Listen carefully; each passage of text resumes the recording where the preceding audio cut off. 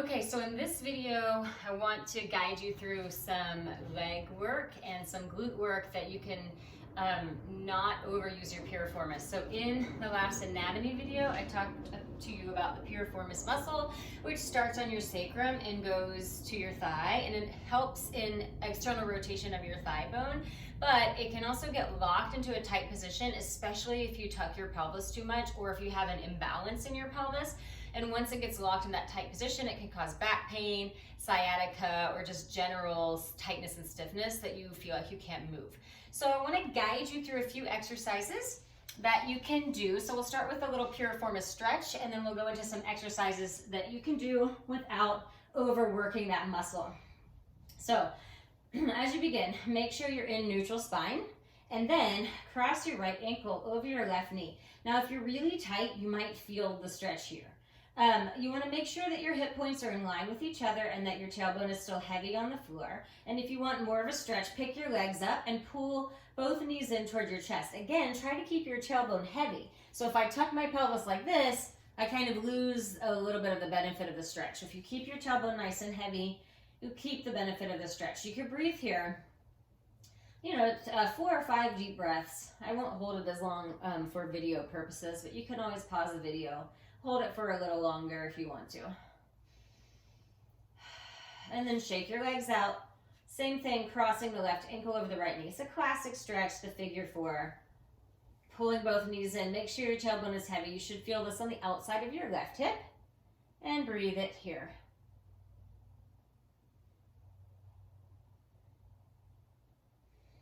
And again, you can hold this for as long as you need to.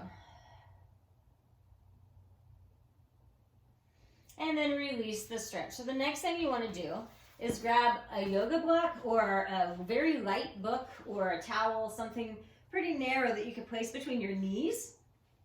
But you just want to find neutral spine, neutral pelvis, tailbone heavy, hip points in line with each other, heels in line with your sits bones, and then gently squeeze against that block or towel or whatever you've got, connecting the abdominals by engaging the belly as you exhale.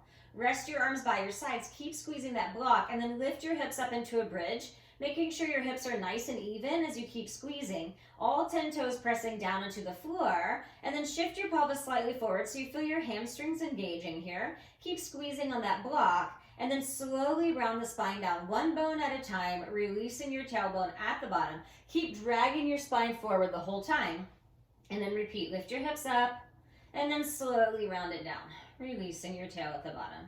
And again, squeeze and lift your hips up, and slowly round down. And one more time, squeeze and lift up. Squeeze that block like crazy, and then lower halfway down and lift back up for 1.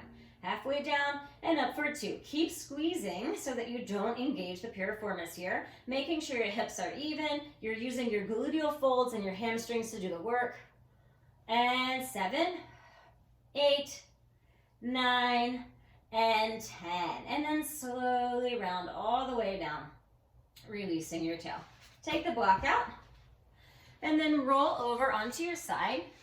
You can prop your head up on your hand, bend your, I'm on my left side, so left knee bent, right leg straight, and then make sure your top right hip point is directly on top of the left.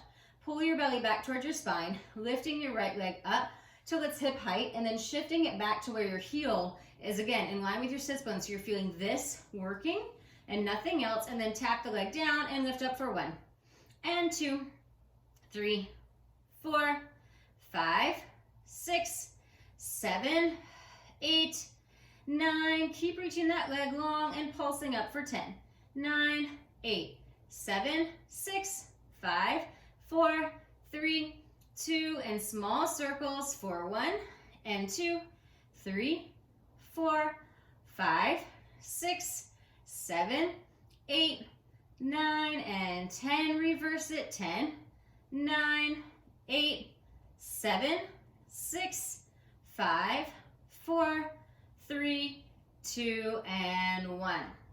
Coming onto your knees and forearms, clasping your hands together. So you want your knees directly underneath your hips, and your pubic bone reaching directly back, hip points in line with each other, so no arching the back and definitely no rounding or tucking. Tuck your right toes under, reach that right leg straight back. And now just lifting your right leg up and lower down. And 2. So staying in this parallel positioning really helps you work your glutes and your hamstrings in a way that's functional for your body. So the more you do this, and you can even do this as your warm-up before doing a bunch of squats, lunges, whatever else, cardio, whatever else you want to do.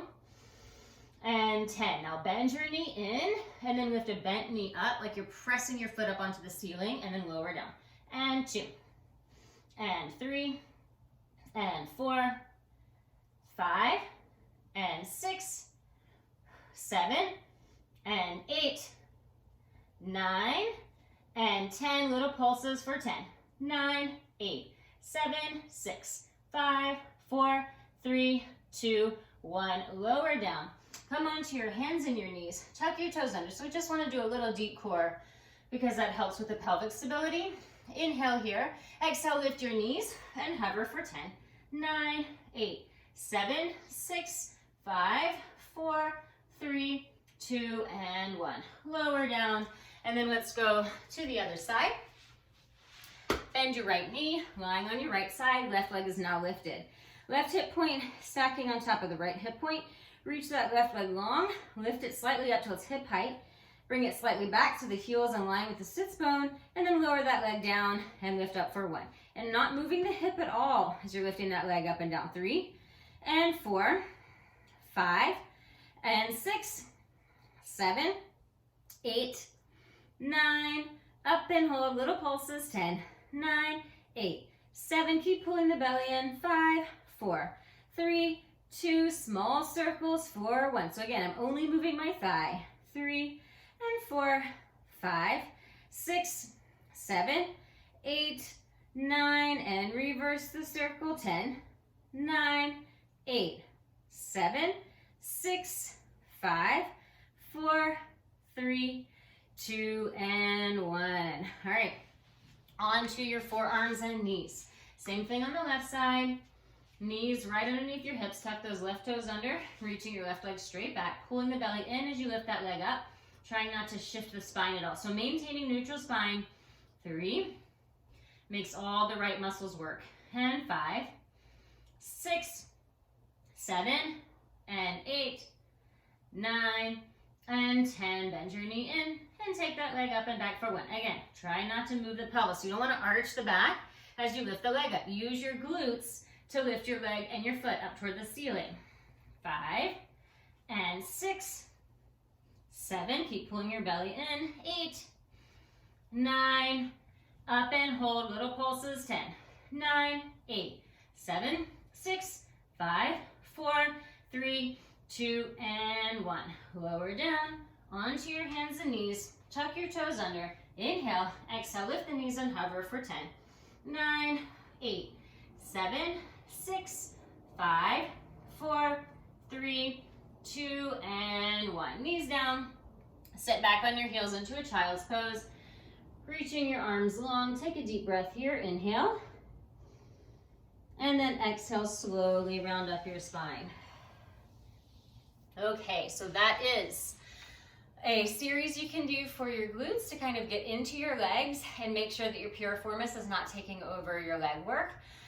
Again, you can do this as a warm-up, as part of your regular workout, before you do some cardio or after, or if you're really working through some back pain, you can try this series, but also feel free to send me an email and ask me any questions. info@julieturnermovement.com.